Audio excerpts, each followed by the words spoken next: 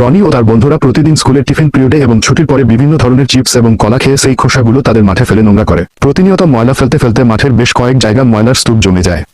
ময়লার গন্ধে সেখানে একটা ভূত এসে ময়লার স্তূপের উপরে উঠতে থাকে এবং নিজের সাথে কথা বলতে থাকে। এখানে তো অনেক ময়লা নোংরা, আমার প্রিয় জায়গা, আমি একাই থাকবো আজকে। কয়েকদিন পরে রনি ও তার বন্ধুরা সেখানে খেলতে গেলে হঠাৎ করে একটি শব্দ শুনে।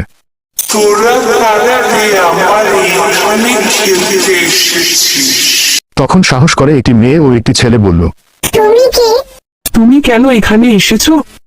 আমি ময়লার বউ, তোমরাই তো আমাকে এখানে নিয়ে এসেছো। রনি বিষয়টা বুঝতে পারে এবং বন্ধুদের সাথে পরামর্শ করে এবং বলে যে আমরা এই মাঠ নোংরা করার জন্য এই ভূত এসেছে, আমাদেরকে এই মাঠ পরিষ্কার করতে হবে সবাই মিলে। বন্ধুরা সবাই মিলে মাঠ পরিষ্কার করে। ভূত ভয় পেয়ে উড়ে যায় এবং বলে, আমি পালাই, পরিষ্কার জায়গায় আমি থাকতে পারবো না। এরপর বন্ধুরা সবাই মাঠে খেলাধুলা করে আনন্দ করে। বন্ধুরা এই গল্প থেকে শিখলাম আমাদের চারিপাশের পরিবেশ সবসময় পরিষ্কার পরিচ্ছন্ন রাখতে হবে।